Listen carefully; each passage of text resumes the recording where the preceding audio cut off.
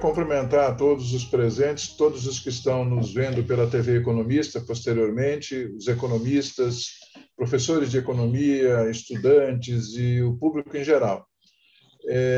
Nós estamos iniciando as comemorações do mês da mulher economista especialmente. E esta atividade está sob a direção da nossa Comissão da Mulher Economista, que é coordenado pela conselheira Nancy Gorgulho. Há toda uma programação de altíssima qualidade que está sendo iniciada neste dia de hoje e que vai continuar pelas próximas terças-feiras.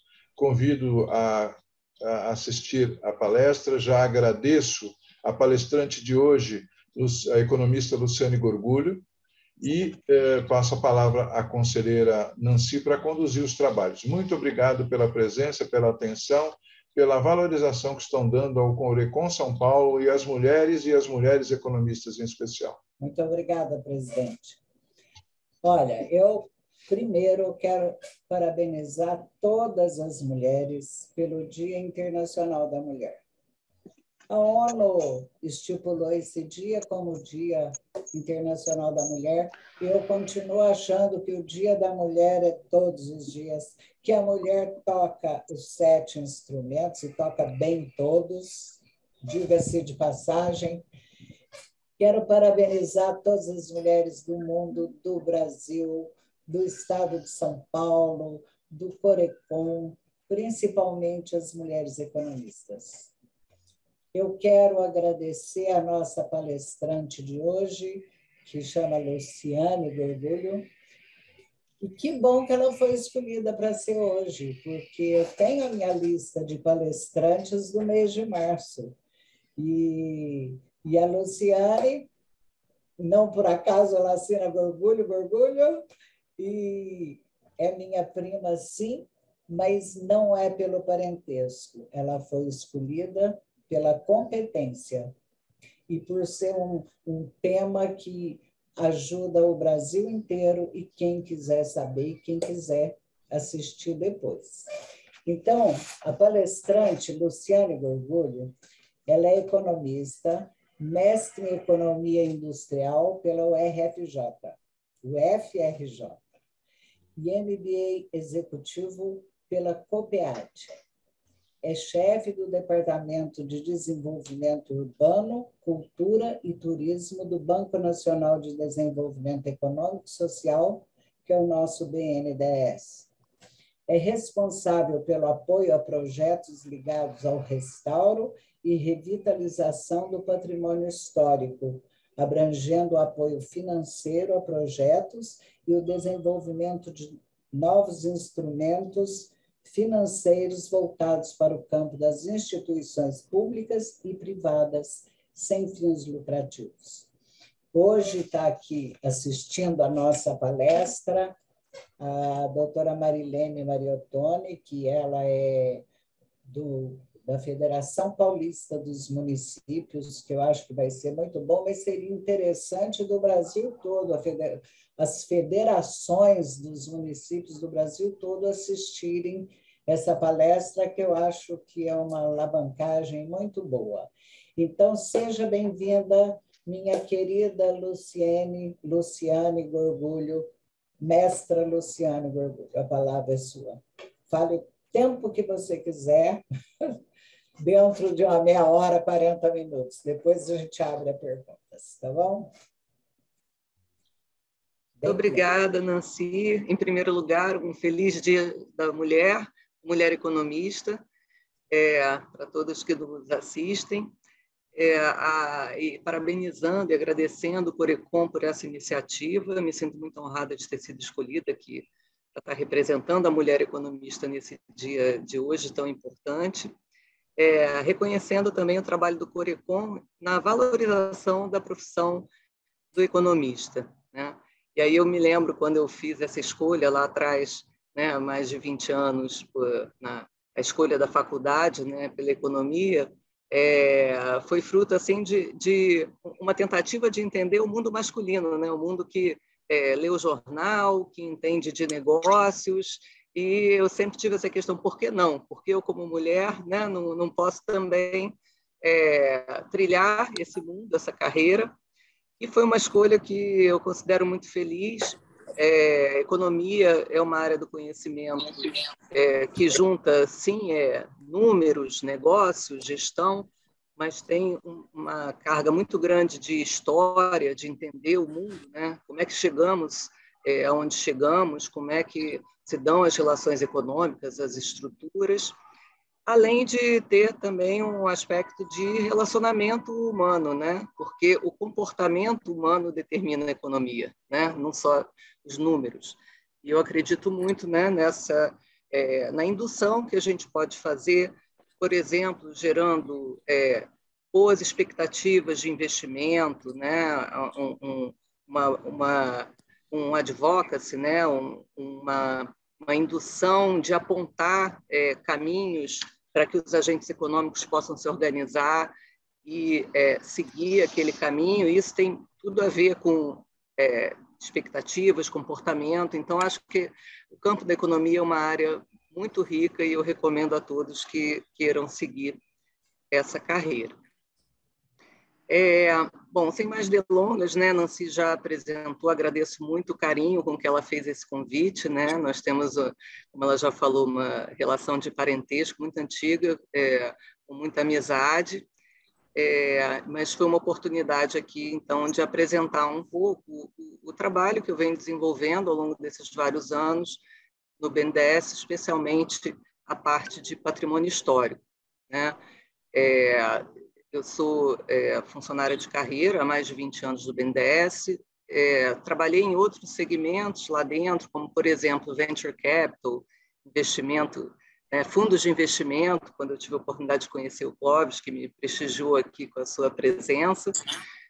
Acho que foi uma experiência muito rica, né, de entender o potencial, né, do Venture Capital e do investimento em startups, em novos negócios, e hoje isso está muito reconhecido, valorizado, muito fruto do trabalho de vários, né, BNDES, FINEP, e de precursores pioneiros aí como o Clóvis.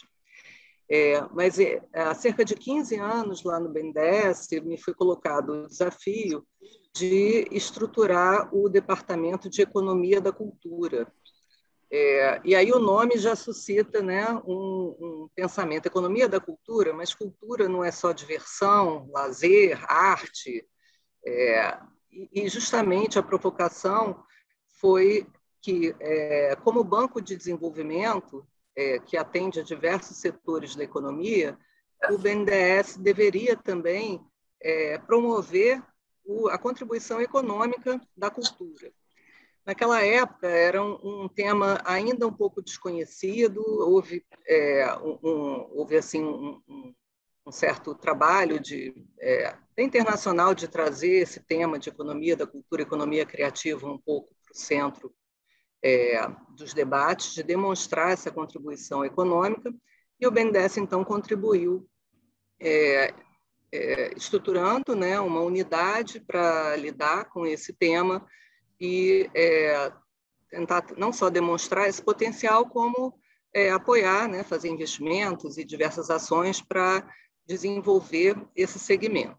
Então, Nancy me convidou, né, e a gente pactou falar um pouco dessa minha experiência, então, mais focada na preservação do patrimônio histórico brasileiro, agregação de valor ao turismo, mas eu trago, então, um pouco do contexto, né, como é que a gente chegou até aqui, a esse trabalho. Então, como eu já havia adiantado, né, esse tema da economia da cultura foi colocado como um desafio pela contribuição que esses segmentos, e a gente vê que tem um segmento tanto do patrimônio histórico, museus, das artes performáticas, do audiovisual, games, arquitetura, design, é uma gama muito grande envolvida nesse tema da economia da cultura. E lá, cerca de 15 anos atrás, isso começou, então, a ter um destaque, passaram a ter alguns estudos, né, internacionais que passaram a medir essa contribuição, né? Eu cito aqui alguns deles, né? O Global Entertainment Outlook, que mostrou que o Brasil tinha um potencial de crescer acima da média internacional nesse segmento. Recentemente, eles atualizaram essa projeção, né, prevendo aí um crescimento de aproximadamente 6% aí nos próximos anos. Na Europa, né, agora, após a pandemia de Covid, a Ernst Young divulgou um estudo de que a recuperação econômica na Europa, né, pós-Covid, nessa recuperação vai ter um papel central desses segmentos culturais e criativos, né, e que respondem 4% do PIB da região, receitas de 650 bilhões, e que costumam ter um crescimento acima da média internacional, além de serem grandes empregadores. É uma característica do setor. E no Brasil, ainda são necessários esforços de mapeamento, né? Existe um estudo feito pela FIRJAN, Federação das Indústrias do Rio de Janeiro, que atualizou pelo menos até 2017, e que calculou o PIB desse segmento do Brasil em 2,6%, sendo que Rio e São Paulo com 4% acima, portanto, da média nacional. Todos esses números são importantes, e já fazendo uma provocação, né, para o segmento, os economistas, os institutos, universidades, que produzam novos estudos, produzam novas estatísticas, para que a gente possa prosseguir reconhecendo a contribuição desse segmento para a economia como um todo. Falando mais especificamente do turismo, né, e toda a parte de patrimônio histórico, patrimônio cultural e até o patrimônio natural, é a matéria-prima, né, fundamental do turismo, né, do turismo de lazer.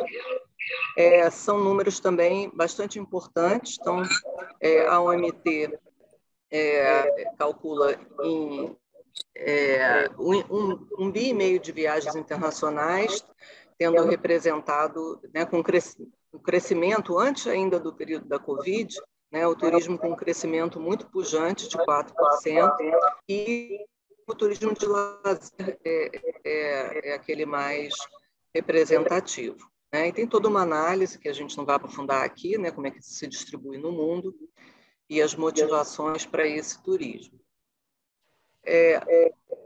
Também no mundo, e aí já é um estudo da WTC, mundo, e 10% da geração de empregos a nível mundial.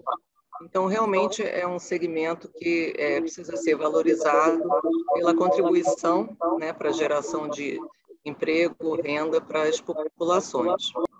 Tem um estudo também que saiu ano passado, Travel and Tourism as a Catalyst for Social Impact, que fala um pouco do impacto social que o turismo pode ter, tanto na geração de renda, né? Então, por exemplo, no nível global, cada 34 visitantes internacionais criam um emprego, né? Em alguns locais, essa relação precisa de apenas 11 a 13 ou 24 visitantes para a criação de um emprego, que mostra, então, esse potencial de geração de emprego do setor. Existe um efeito multiplicador, então aqui estão considerando os efeitos indiretos, né? Cada R$1, né, gerado diretamente no setor turismo, ele gera mais do que R$2 nos segmentos indiretamente envolvidos, né, como comércio, construção, etc. E para cada emprego gerado globalmente, os empregos são gerados de forma indireta. No aspecto de promoção da diversidade e inclusão, e lembrando que a gente está aqui hoje no Dia da Mulher, é um segmento que emprega, né, ocupa muitas mulheres, 54%, segundo esse estudo, 2 vezes mais do que outros setores, né, além da incorporação, né, de minorias raciais e diversos grupos nessa atividade. E também é um grande gerador de emprego para a juventude, né? Então, aquela velha questão do primeiro emprego, de empregar a juventude, ele também tem esse potencial. Então, achei esse estudo bastante interessante para compartilhar aqui. Bom, segundo, novamente, a Bom, o World Tourism Organization e a World Travel and Tourism Council, no Brasil, né, o setor turismo representa 7,9% dos empregos e 7,7% do PIB. Apresentou, né, um crescimento de 3%, salvo engano, não coloquei aqui, eu acho que é de 2019 esse estudo, de 3% em relação a 2018. Bom, tudo isso só para demonstrar um pouco esse potencial do turismo, né, onde o tema do patrimônio histórico, que é o foco do nosso trabalho lá, está envolvido. Esse estudo aqui também é bastante interessante, é do World Economic Forum, de 2019, e que ele ranqueia, né, os países na competitividade do turismo em várias dimensões. E aí o destaque aqui é que o Brasil tem um destaque muito grande, é o segundo colocado em recursos naturais, e aí a gente pensa em todos os nossos parques naturais, parques nacionais, florestas, e é o nono, né, em recursos culturais, aí incluído, então, não só o patrimônio histórico, como todas as manifestações artísticas e culturais que são tão características do Brasil. Só que o Brasil carece, né, e está mal ranqueado, por assim dizer, em vários outros quesitos, como a infraestrutura turística, a questão da segurança, e um deles, ambiente de negócios, e um deles que chama muita atenção é a própria priorização do setor, né? Então, acho que a gente precisa priorizar mais esse segmento como uma das vocações do Brasil. Aqui também mais números, né, sobre as oportunidades que o turismo traz para o Brasil. O turismo cultural, né, representou 516 milhões de pessoas, né, ao longo de todo o mundo. Um estudo que diz da FGV que a cada um investido, 1,69 retorna à sociedade. Aqui já o foco mais em cultura propriamente dito, né? E o Brasil tem grandes vocações, grandes potenciais ligados ao patrimônio histórico e museus. O Brasil tem 15 patrimônios reconhecidos como patrimônio mundial pela Unesco, né? O último que foi reconhecido é o sítio Burle Marx, aqui no Rio de Janeiro, mas a gente tem São Miguel das Missões, tem a Serra da Capivara, tem em Minas Gerais vários, como o Conjunto dos Profetas de Aleijadinho, Ouro Preto, né? Temos Olinda, temos Brasília, né? E vários outros, e o fato desse reconhecimento como patrimônio mundial é uma grande oportunidade para se promover um maior afluxo de turistas, né? O Brasil ainda conta com um fluxo internacional bem estacionado, assim, há muitos anos, na faixa de 6 milhões de visitantes internacionais, o que está bem abaixo de países com atrativos, às vezes até inferiores ao do Brasil. Além disso, no campo de museus, né, o Brasil tem mais de 3 mil museus, muitos deles localizados em edificações tombadas, e tem museus, né, de nível federal, estadual, museus privados, inclusive, museus de universidade. Então, uma riqueza muito grande e que pode atrair não só o turismo doméstico, como o turismo internacional. A parte de patrimônio histórico, o IPHAN tem esse mapeamento, né, que o Brasil tem 1.262 bens tombados, mas nesses bens tombados estão incluídos cerca de 83 conjuntos urbanos, né? Então, são centros históricos com diversas edificações, né? Só o Centro Histórico de São Luís, do Maranhão, por exemplo, tem mais de 5.000 edificações históricas tombadas, né? Então, isso mostra a riqueza do patrimônio histórico do Brasil e também o desafio de manter esse patrimônio preservado e gerando, né, desenvolvimento, geração de emprego, renda, gerando impacto para a sociedade. Aqui é um mapeamento dessa quantidade de patrimônios por estado da federação. Então, aqui, aproveitando falar um pouquinho de São Paulo, já que estamos aqui com os colegas, né, do Corecon. São Paulo conta, então, com 115 bens tombados, aqui incluindo também os conjuntos urbanos, como o centro histórico da capital, São Paulo, o centro de São Luís Paraitinga e outros centros históricos relevantes. Bom, indo agora, então, para a atuação do BNDES nesse segmento, o que o BNDES, como ele atua na promoção do turismo, né? Então, em primeiro lugar, provendo financiamento à infraestrutura turística, entendido aqui os grandes empreendimentos, né? Reformas, ampliações de hotéis, centros de convenção, parques temáticos, isso pensando dos investimentos de empreendimentos privados.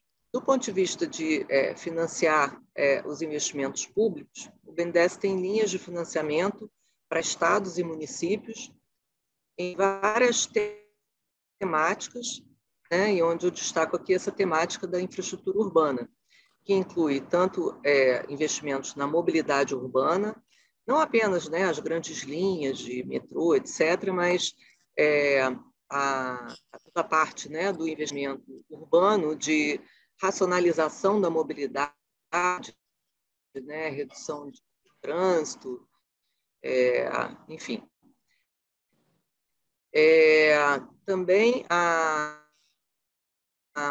parte de infraestrutura que tem ganhado bastante destaque no BNDES nos últimos 2, 3 anos, né? O BNDES foi responsável, por exemplo, pela modelagem da privatização da SEDAI, que é a Companhia de Saneamento do Rio de Janeiro, e, em paralelo, prover financiamento tanto aos estados e municípios para os investimentos necessários no tema, quanto aos concessionários privados, né, dessas concessões. E, por fim,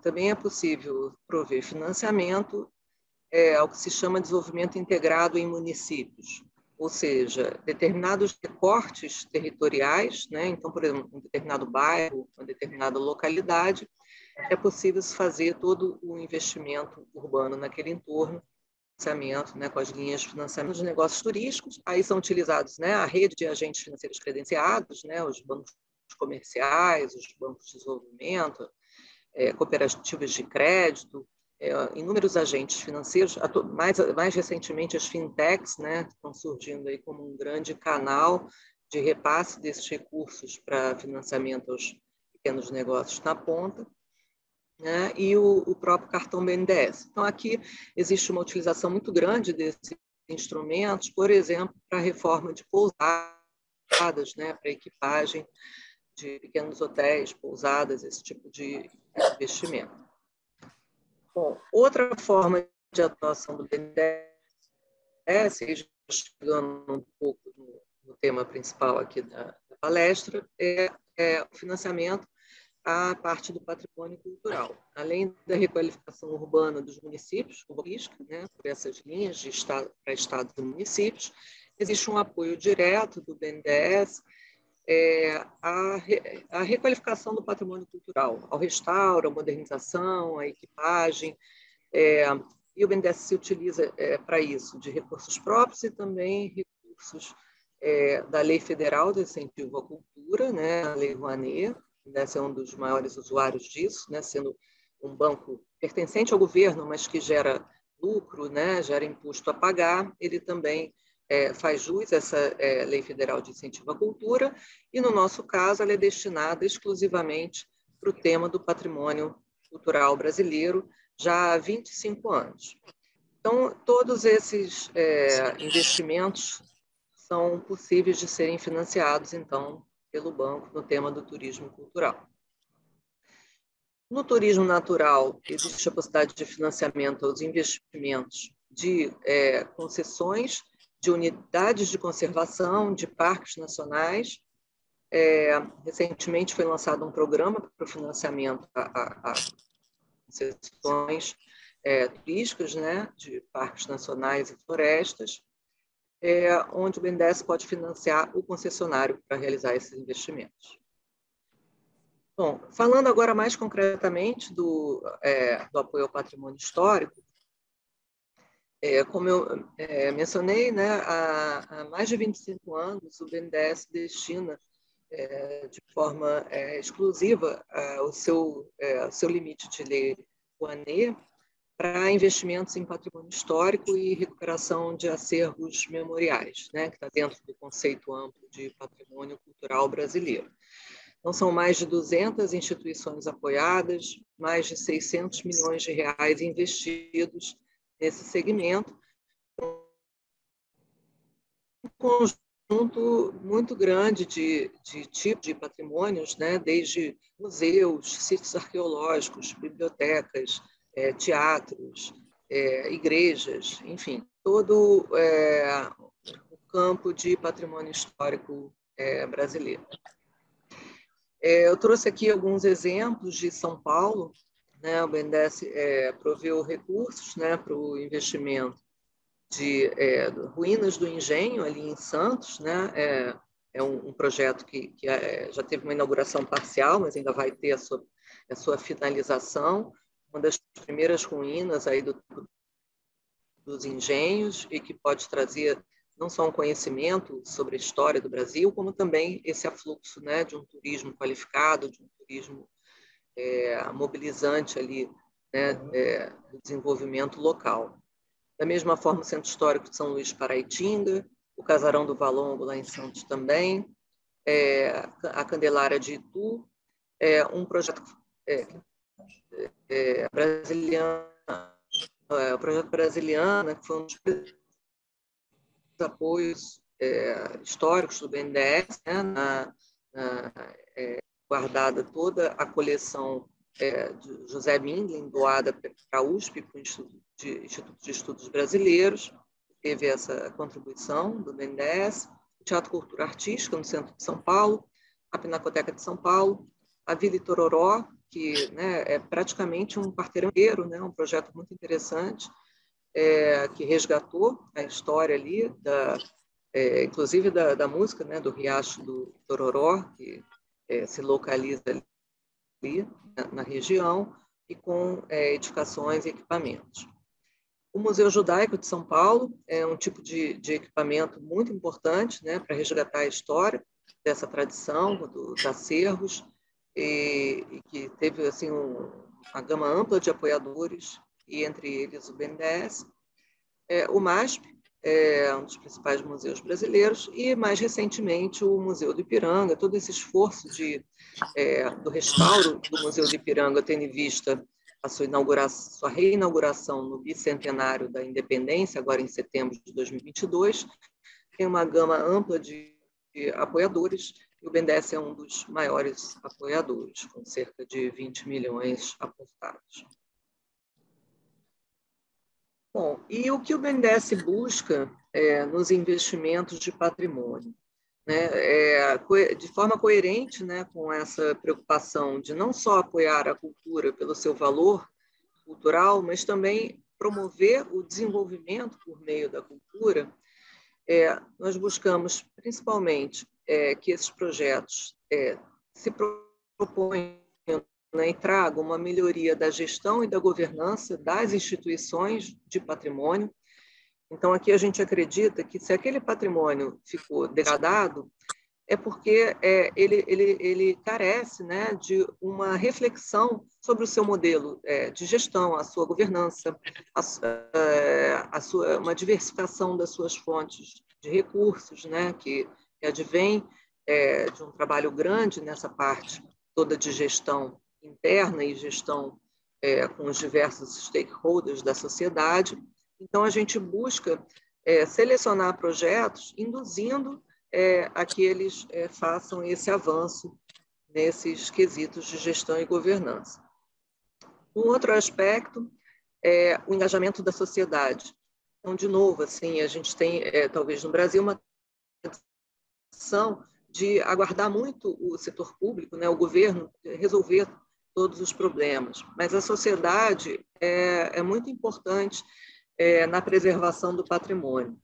Tanto fazer com que a sociedade conheça e valorize o patrimônio histórico brasileiro, por meio de ações de educação patrimonial, como engajar a sociedade, tornando ela corresponsável também pela manutenção desses patrimônios, né? Então, a gente vê que na Europa, Estados Unidos, existem muitas doações, existem, né, associações de amigos e mecenas, endowments, que é um tema que o BNDES se envolveu muito em prol que o Brasil tivesse uma regulamentação que propiciasse o desenvolvimento de endowments, não só para as instituições de patrimônio, museus, mas para os diversos temas de interesse público da sociedade. Então, a gente busca então esse engajamento da sociedade para manter esse patrimônio vivo e ativo. E também uma dimensão da sustentabilidade financeira, né? Então, não adianta o patrimônio ser restaurado se daqui a 2, 3 anos ele vai estar novamente precisando de manutenção e o telhado vai estar gotejando e ele não vai ter recursos para a sua programação. Então, a gente procura fazer o apoio, mas trabalhando junto com essas instituições, toda essa melhoria, né, da sua gestão, da sua governança, das suas novas frentes de atuação, para que esse projeto possa, então, dar um salto e se tornar realmente um legado, né? Se tornar de forma permanente. Outro ponto buscado, né, no nosso apoio ao patrimônio histórico brasileiro é essa dinamização econômica que ele pode propiciar. E aí isso pode acontecer desde o fortalecimento das cadeias produtivas da cultura, né? Então, por exemplo, todos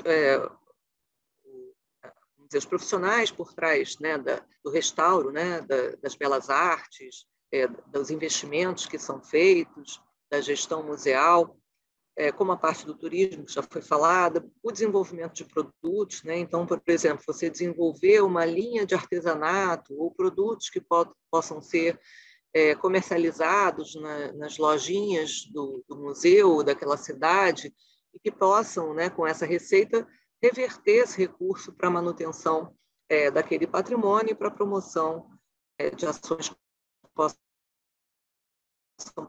promover o desenvolvimento dessas localidades. Potenciais, por exemplo, em tecnologia, né? Então você pode hoje em dia usar toda essa tecnologia, né, de realidade aumentada, de códigos QR, para você promover um desenvolvimento tecnológico, mas ao mesmo tempo valorizando o patrimônio, como tours virtuais, games com o tema do patrimônio. Então, acho que, né, os municípios, e está aqui presente a Federação de Municípios, acho que podem buscar ter esse olhar para o patrimônio com essa visão mais ampla, né, de tudo que esse patrimônio pode representar como motor de desenvolver diversas cadeias produtivas, diversas atividades, que não apenas o museu, o restauro do patrimônio. Então, para isso, para implementar essa visão, o nosso processo de seleção ele busca principalmente 3 eixos, né, são valorizados nessa escolha. A estratégia da instituição, né, então, se procura entender qual é a estratégia e o que a instituição está fazendo para que essa estratégia resulte, né, num patrimônio preservado a médio prazo, o quanto tem de conteúdo de ações, não só de restauro, mas ações que vão dinamizar a economia, né? Aqui tem um exemplo de um celular com uma apresentação, né, do sítio arqueológico lá de São Miguel das Missões, um dos patrimônios mundiais. E toda essa parte, então, de sustentabilidade financeira, né, do desenvolvimento de produtos, serviços derivados da temática do patrimônio, dos museus e cultura. Aí aqui eu queria trazer 2 ações que o BNDES fez nos últimos anos, que buscaram promover, né, essas diretrizes. Uma delas é o programa Match Funding BNDES mais Patrimônio Cultural. Foi uma iniciativa que se iniciou há 3 anos atrás, foram 3 chamadas, né, 3 editais nesse programa, onde o BNDES colocou o seguinte desafio: ele coloca R$2 para cada R$1 que aquele projeto captar junto à sociedade por meio de campanhas de crowdfunding, né? Nessas plataformas onde a pessoa física pode fazer doações para projetos. E isso teve um efeito muito grande, não só em viabilizar projetos, né? Porque a cada R$1 ele conseguia mais R$2, mas teve principalmente um efeito de engajar a sociedade civil, que ela conhecesse aqueles projetos, que ela passasse a doar para aqueles projetos e ficasse mais próxima, né? Isso vai gerar certamente efeitos aí de longo prazo para essas instituições. Foram, no total, foram investidos R$6 milhões, sendo 3,6 milhões pelo BNDES e 2,5 milhões captados da sociedade por meio das doações de pessoas físicas por essas plataformas de crowdfunding. Foram mais de 11 mil doadores nessas plataformas e, com isso, 43 iniciativas, 43 projetos foram apoiados em todas as regiões do Brasil. Tem um link aqui do YouTube para quem quiser conhecer um pouco na própria, se colocar BNDES mais match funding, existem mais detalhes. Eu trouxe aqui só um extrato, né, dos projetos também apoiados em São Paulo por essa ativa, né? O audioguia do futebol feminino do Museu do Futebol,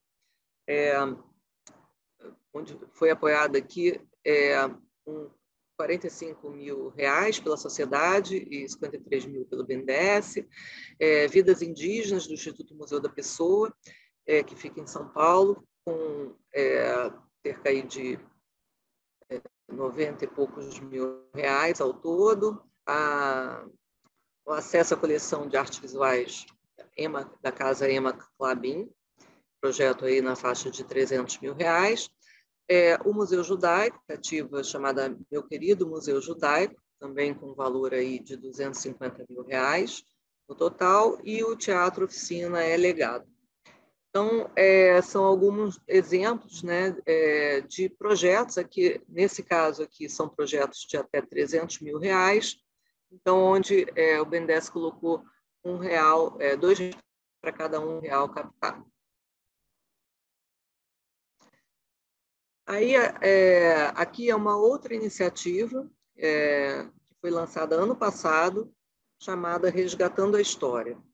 Nessa iniciativa, o porte dos projetos foi maior, né? Foi destinado a projetos entre 5 milhões e 50 milhões de reais. Foi feita uma chamada pública e o diferencial aqui foi que o BNDES fez uma parceria prévia com 5 empresas privadas, né? Empresas e institutos empresariais privados. O Instituto Cultural Vale, o Instituto Neoenergia, a Ambev, a EDP, também do segmento de energia, e a MRS, né, do segmento de logística. Foram convidadas várias empresas, foram conversadas com mais de 100 empresas e institutos, mas essas 5 aceitaram um desafio que foi o seguinte: comprometer 10 milhões de reais para esse edital. E o BNDES fez também o match, nesse caso de 3 para 1. Né? Então, o edital foi lançado com um valor de 200 milhões de reais, com 50 milhões, então, desses 5 parceiros, e os projetos selecionados em conjunto, o BNDES, então, aportou os outros 150 milhões de reais. E aí foram apoiados projetos também em várias regiões do Brasil. Poderiam ser projetos não só de patrimônio material, né, edificado, mas também de patrimônio imaterial e de acervos memoriais. E nesse edital, né, o resultado saiu no final do ano, 21 projetos foram selecionados, né, e estão recebendo, então, o recurso para sua execução.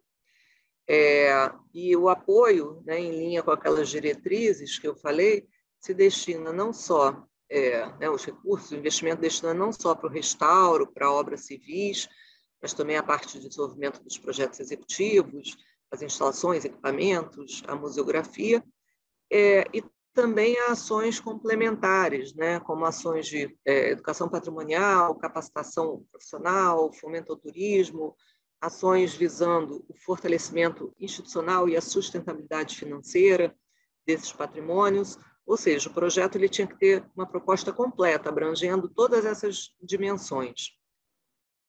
E desses 21 projetos selecionados, 2 foram aqui do estado de São Paulo. Um deles é o restauro do Complexo Ferroviário de Taubaté, que é de 1876, e que recebeu, é um projeto de 9 milhões, que recebeu apoio de 4,6 do BNDES. E em Santos, a reforma do Teatro Coliseu, um projeto de 22 milhões, que foi selecionado para um apoio de 11 milhões pelo BNDES, e o restante de outros parceiros, não só aqueles parceiros do Resgatando a História, como outros apoiadores, inclusive o próprio município, nesse caso.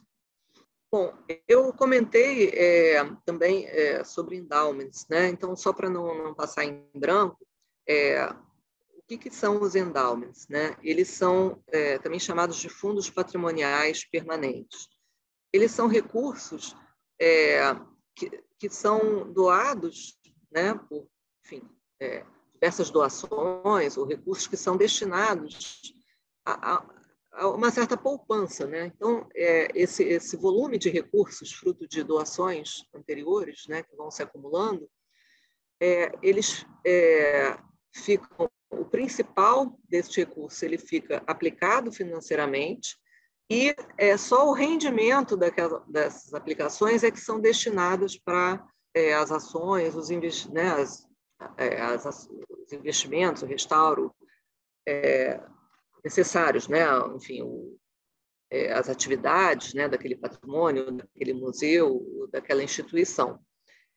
Então, como o principal fica preservado, isso funciona como uma poupança perene, que aquela instituição vai sempre, né, pela vida inteira, ter seu dispor,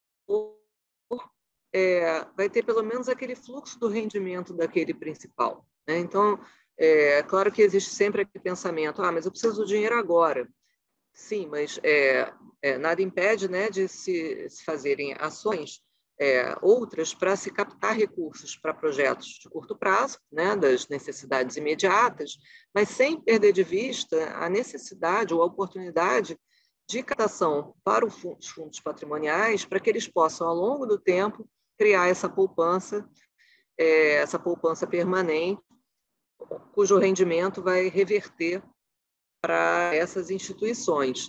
E tem um lado muito positivo, né, dos endowments, é que, como esse principal tem que ficar aplicado, né, em investimentos de longo prazo que possam gerar esses rendimentos, isso funciona também como uma poupança de longo prazo, que pode ser usado pelo país, né, para o financiamento da infraestrutura, para suas diversas necessidades de investimento. Então, com isso, você também desenvolve o mercado financeiro brasileiro. Assim como os fundos de pensão, né, se tornaram grandes investidores no segmento financeiro, os fundos patrimoniais que estão começando, né, nos últimos anos, né, então a gente ainda tem poucos casos criados de fundos patrimoniais, porque a lei é recente, mas com o tempo eles tendem a tornar, então, grandes investidores, assim como foram, né, os fundos de pensão aí no passado recente.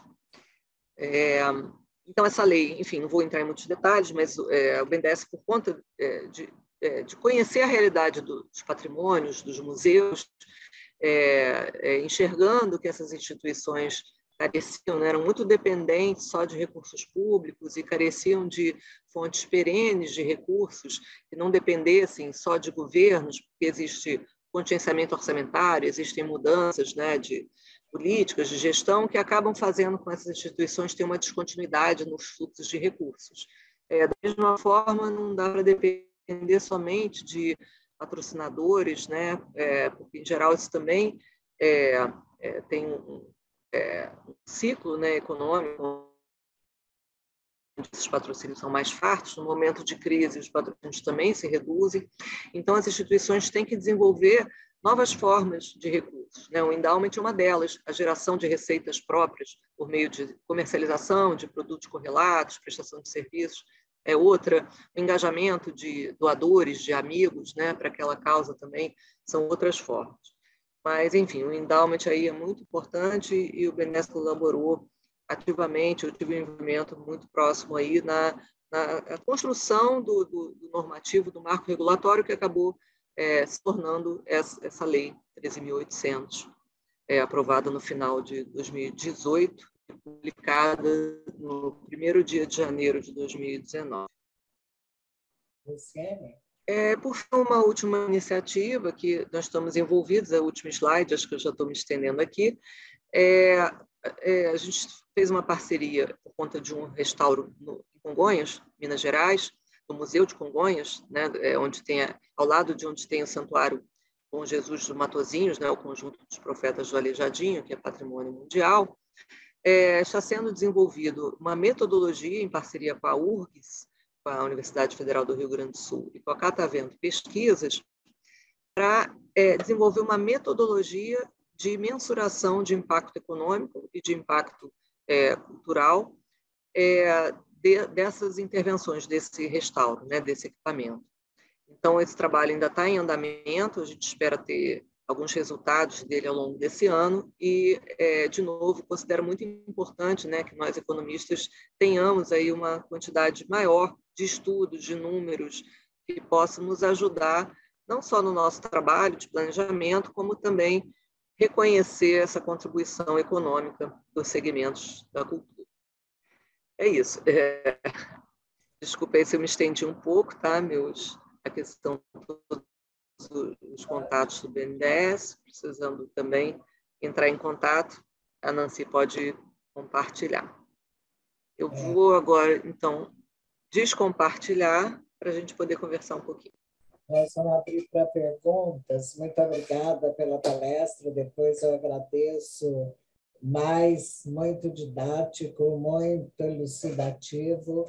E nós temos perguntas para fazer para você responder. Então, aqui, primeiro que quer perguntar é o presidente Pedro Afonso. Estou indo aqui pelo chat. Obrigado, Nancy. Parabéns, Luciane. E eu acho que você já respondeu. Na verdade, no finzinho, na última frase sua, está respondida. Quando eu fui presidente do Sindicato dos Economistas, nos primeiros meses, nós fizemos uma oficina e depois ficou aberto para fazer um curso na Fundação Itaú de avaliação do impacto econômico da alocação de recursos a fundo perdido, a crowdfunding, né? E eu acho que isso que é importante, você falou, porque isso é uma situação muito importante, quer dizer, o dinheiro não vai só para ser doado, ele vai para ser multiplicado de alguma maneira, com empregos, com tributos, com uma nova vida para as pessoas. Então, acho que você já falou, e esta também é uma área do economista, a avaliação do impacto financeiro de cada investimento, inclusive no âmbito do patrimônio histórico, cultural, turístico. Era só isso, viu, Nancy? Eu ia fazer a pergunta, mas a última frase dela já me respondeu. Obrigado. Ótimo. A segunda que colocou lá no chat foi a doutora Marilene Mariottoni. Pode perguntar. Primeiramente, quero cumprimentá-la. Realmente, a doutora Nancy falou muito bem. Foi muito bem organizada, didática a sua palestra e nos trouxe informações excelentes. Viu? Quero cumprimentar a todas novamente pelo Dia Internacional da Mulher, a doutora Nancy pelo trabalho excelente que está fazendo à frente do Corecon São Paulo Mulheres, nosso Pedro Afonso e demais conselheiros fazendo um grande trabalho no Corecon São Paulo.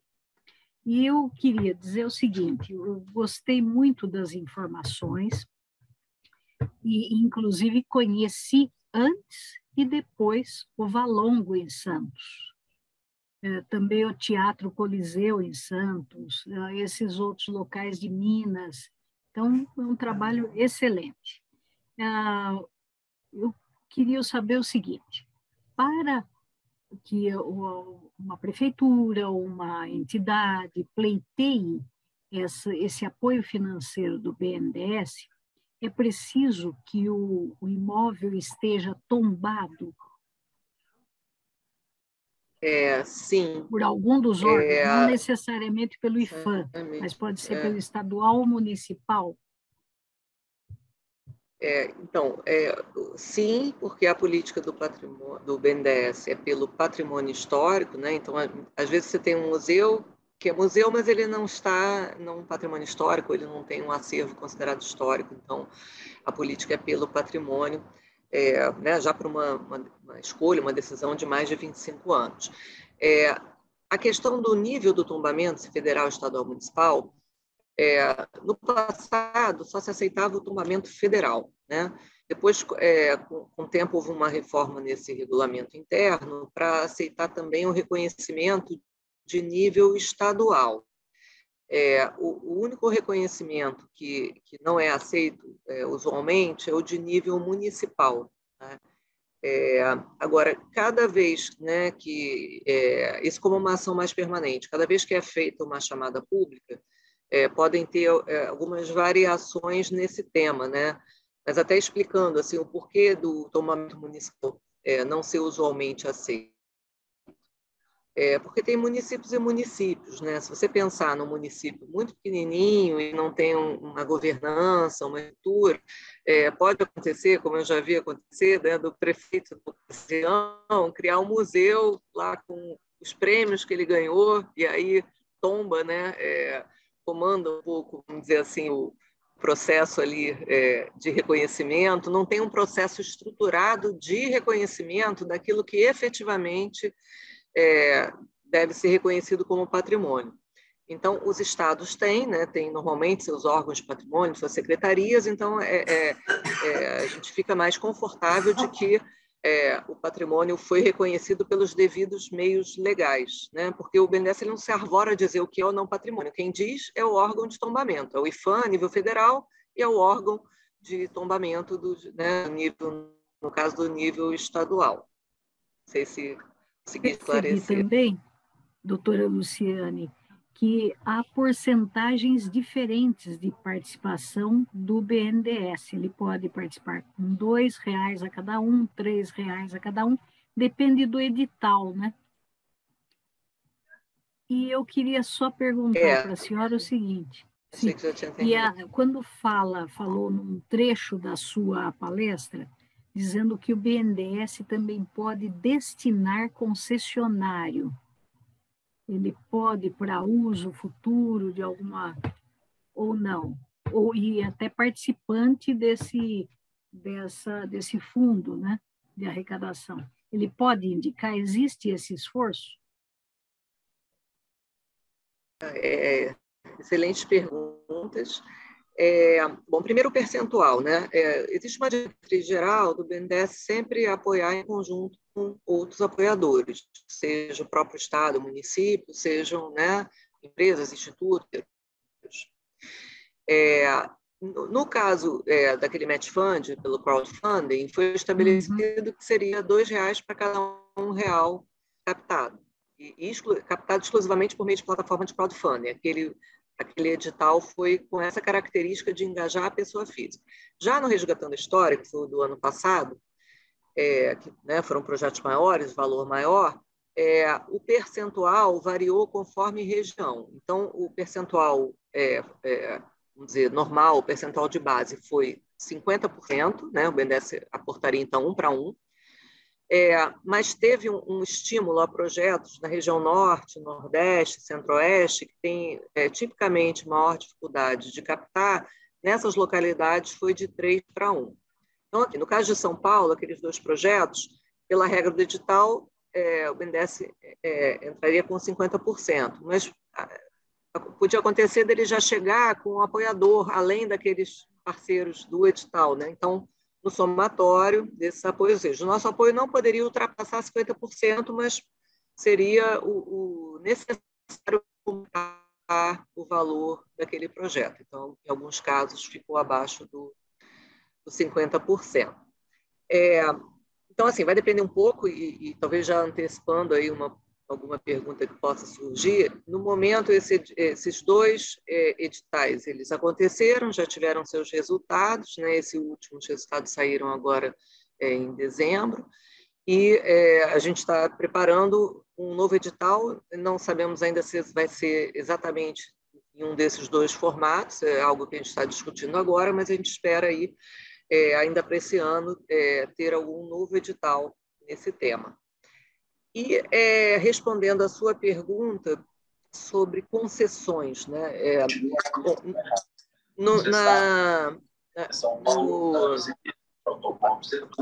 O que acontece assim? Eu foquei um pouco no trabalho que nós fazemos lá no nosso departamento. O nosso departamento ele é mais voltado para financiamento, para desenvolver os novos instrumentos.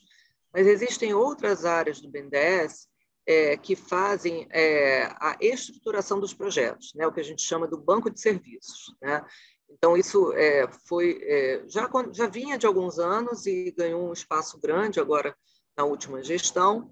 O BNDES, por exemplo, fez a modelagem, estruturou o modelo de privatização da SEDAI e estrutura algumas concessões para estados e municípios. Por exemplo, concessões de iluminação pública municipal, né? Tem muitos clientes municípios que estão procurando o BNDES para fazer a estruturação dessas concessões, também de saneamento e de outros exemplos. E mais recentemente, também do ano passado, retrasado, o BNDES passou a fazer a estruturação das concessões de parques naturais, né?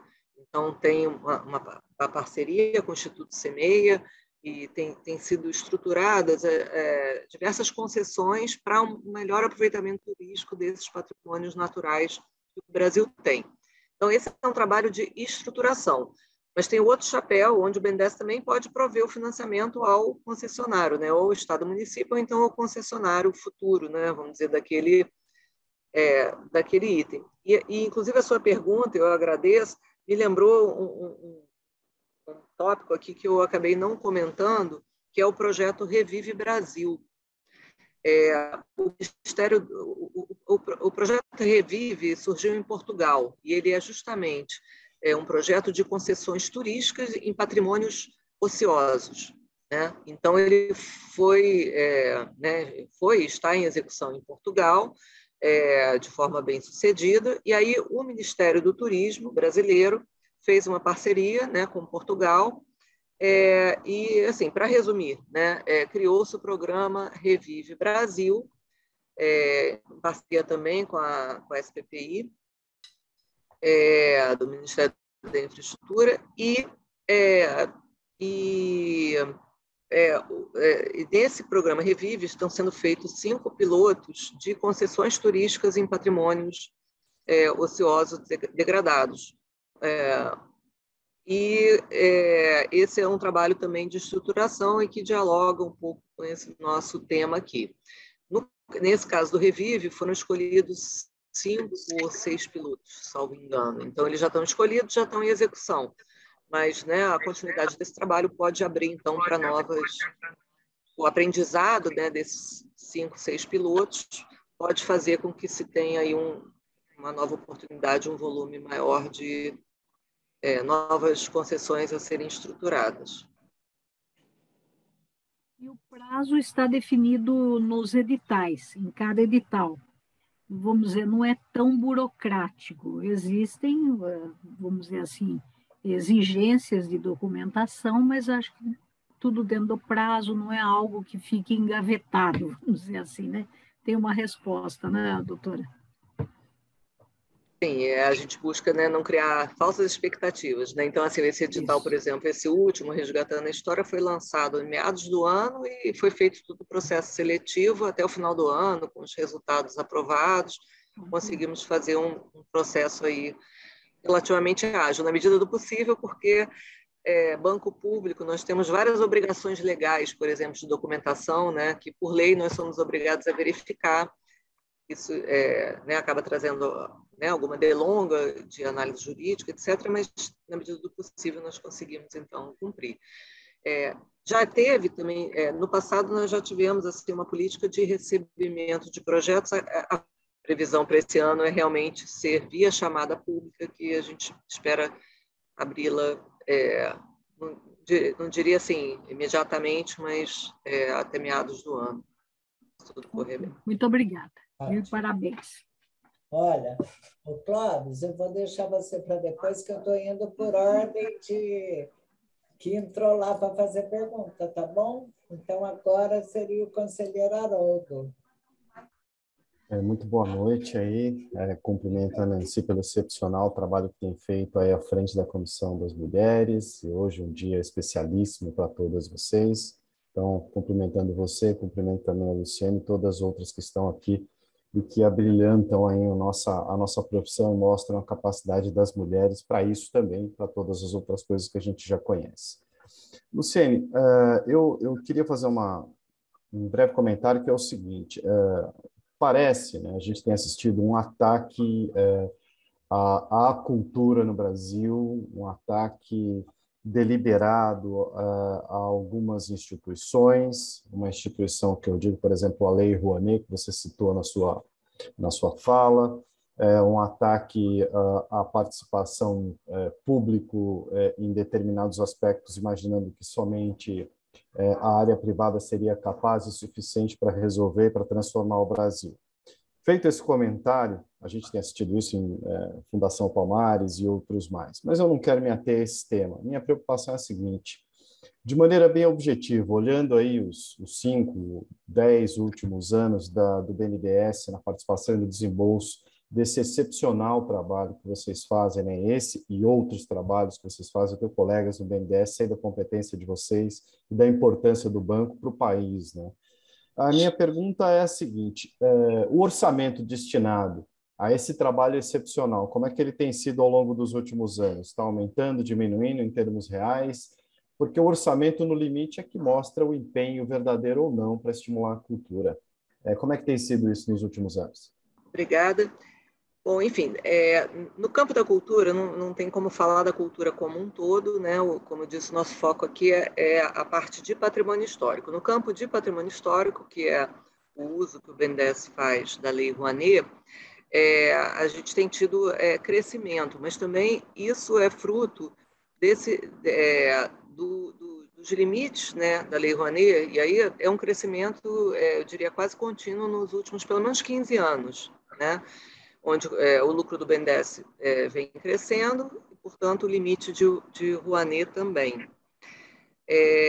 Então, isso nos dá uma margem de manobra de continuar atuando, né? Então, eu aproveito aqui para destacar a importância da Lei Rouanet, que muitas vezes é atacada, eu acho que pegando-se talvez exemplos pontuais ou situações, às vezes, até distorcidas em alguns casos, mas ela é muito importante, né, para que vários tipos de apoiadores possam destinar recursos para a cultura. Então, assim, a gente, e eu queria destacar também o diferencial entre o que é governo e o que é Estado, né? Então, assim, o BNDES é uma instituição de Estado, é uma instituição perene. Você tem uma continuidade, vamos dizer, dos quadros técnicos. Então, você acaba tendo políticas mais perenes, como essa de patrimônio histórico, que dura já há 25 anos ininterruptas, né? Claro que não é sempre que isso acontece, tá? Mas eu estou dando pelo menos um exemplo aqui onde isso é importante, porque você pode prosseguir um trabalho, ter continuidade, né? E as descontinuidades todas, eu acho que só geram ineficiências, né? E retrocessos, tá? Mas, felizmente, a gente tem conseguido, com a Lei Rouanet, ter tido aumentos de destinação para esse campo. Agora seria o Clóvis. Clóvis, obrigada. Obrigado, Nancy. Eu só queria dar um abraço à Luciane e saber o esforço que o BNDES tem feito, provavelmente junto ao governo, no sentido de aproveitar os endowments, né, que funcionam super bem nos Estados Unidos e em outros países, porque abate lá no imposto de renda da pessoa física, da empresa, etc., etc. e tal. Então, assim, o esforço que, eventualmente, vocês estão fazendo para que isso seja também adotado em mais escala aqui no Brasil, que doações, enfim, valores que pessoas físicas e jurídicas possam passar para endowments, possam ser abatidos do imposto de renda. Quanto tem avançado essa área aí, Luciane, no trabalho de vocês? Clóvis, obrigada pela pergunta. Eu tinha certeza assim, que seria um tema interessante, né, para você que trabalha aí nessa área toda de investimento, né, investimentos de longo prazo, porque você vislumbra aí o potencial, né, de que esse volume de recursos que os endowments vão gerar vão ser fonte de investimento aí para várias iniciativas. Na regulamentação da lei, a proposta seria ela ter os incentivos fiscais para o doador, assim como tem a Lei Rouanet, assim como tem outros tipos de incentivo. Mas a maior parte desses incentivos foram vetados, né, na versão final. Curiosamente, um que não foi vetado foi o da Lei Rouanet. Então, a doação para endowment, legalmente, faz jus ao abatimento, né, de 4% para a pessoa jurídica, 6% para a pessoa física da Lei Rouanet. Só que isso ainda não foi regulamentado internamente pela Secretaria Especial de Cultura, né? O que é necessário é uma instrução normativa interna demonstrando de que forma esse tipo de pleito, que é diferente dos demais, tem que ser apresentados. E, infelizmente, já tem mais de 2 anos da aprovação da lei e ainda não saiu essa regulamentação. De qualquer forma, existe uma coalizão em prol dos fundos patrimoniais, né? Quem capitaneia principalmente essa coalizão é o IDES, que é uma OCIP aí de São Paulo, chamado Instituto para o Desenvolvimento do Investimento Social, uma instituição, enfim, que existe aí há quase 20 anos e que eles têm essa missão de promover investimentos, instrumentos diferenciados, né, um advocacy pela causa do investimento social. Então, eles foram bastante parceiros nesse advocacy pelo Fundo Patrimonial e aí criaram uma coalizão, e essa coalizão está viva até hoje, né, buscando avanços na lei, da forma como ela foi aprovada. Então, por exemplo, procurando avançar não só no incentivo fiscal, e você tem razão que nos Estados Unidos e Europa tem essa vantagem, né? O legado, né, o patrimônio de alguém, ou ele deixa para o fisco ou ele doa para uma instituição, né, de renome. A gente não tem, no momento, esse incentivo, mas o foco principal da lei não foi apenas o incentivo fiscal, foi trazer uma segurança jurídica sobre esse principal. Então, toda a lei foi construída para preservar esse principal de mudanças de gestão, de contingências, né? Então, por exemplo, o Fundo Patrimonial ele é um CNPJ no formato associação sem fins lucrativos ou fundação sem fins lucrativos, uma dessas duas,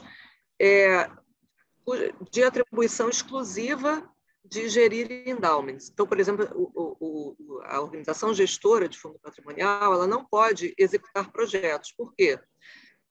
Isso traria riscos de contingências trabalhistas, tributárias, de diversas ordens que poderiam afetar aquele patrimônio que ela é responsável, né? Então, além de requisitos de governança, né, como que ter obrigatoriamente para ser considerado endowment no amparo dessa lei. Então, houve uma preocupação muito grande na segurança jurídica. E a batalha pelos incentivos para estimular essas doações continua, né? A questão também de você ter uma equiparação da imunidade tributária, né? Muitas vezes você tem uma instituição que ela tem imunidade tributária, porque não um endowment exclusivo daquela instituição não poderia ter, né? Então, são vários temas aí de avanço a se propor. Mas, apesar disso, a gente sempre acreditou muito no potencial desse instrumento, porque, às vezes, a gente esquece que o Brasil não é um país pobre, o Brasil é um país desigual, né? O Brasil é o 16º no ranking mundial em número de bilionários. Então, acho que o que a gente tem é conseguir canalizar esses recursos para instituições que tenham gestão, governança, né, mas canalizar esses recursos para essas boas causas, né? Então, assim, talvez não falte dinheiro, ele só é mal distribuído. Obrigado, Luciano. Obrigado. Bom, então, eu quero te agradecer, Luciane, muito elucidativa, muito explicativa, muito didática a sua apresentação, parece coisa de professora. Não sei se você dá aula, não sei. Mas foi muito... Não, deve ser o DNA, né? O veio de família. Não sei, mas foi muito bom. A Nancy é excelente, viu? Ela foi minha chefa, viu, Ceci? Viu, Luciane? Na faculdade que eu dei aula, ela era minha coordenadora. Mas, graças a Deus, Legal. E agradecer pela participação no Corecon de São Paulo, mas vai ficar disponível para o Brasil, através do Sindecom também. E fiquei muito feliz, muito contente. Quero parabenizar você pela palestra, pelo Dia da Mulher, pela doutora Marilene, todas as mulheres que estão aí, pelo nosso dia, que é todo dia. E eu queria ver, pelo Dia da Mulher, eu queria falar só uma coisa que eu até marquei aqui para não esquecer, que a ONU instituiu o Dia da Mulher desde 1977, faz 45 anos já, e parece que não teve muitos avanços, né? Que a mulher luta pela justiça, pela participação, pela igualdade, tudo. Então, que possamos pensar em aumentar a participação efetiva da mulher na representação política brasileira. Eu queria deixar essa frase final, porque eu acho que só as mulheres participando mais ativamente da política brasileira, que você falou uma coisa muito interessante, o Brasil não é pobre, ele é desigual. Então, é injusto também, ele é desigual e injusto. Então, as políticas públicas para melhorar isso tudo, se tiver mais participação das mulheres, com certeza a gente consegue virar esse jogo. Então, é isso. Eu agradeço a coordenação do Júlio, agradeço a participação de todos. Nós teremos toda terça-feira, durante o mês de março, uma live. Se vocês puderem participar, teremos live todas as terças-feiras ao longo do mês de março, em comemoração ao mês da mulher. Luciane, muito obrigada, agradeço de coração, agradeço a todos vocês, parabéns e até uma próxima. Boa noite a todos. Obrigada, eu que agradeço o convite, a honra de estar aqui com vocês. Parabéns aí pelo trabalho.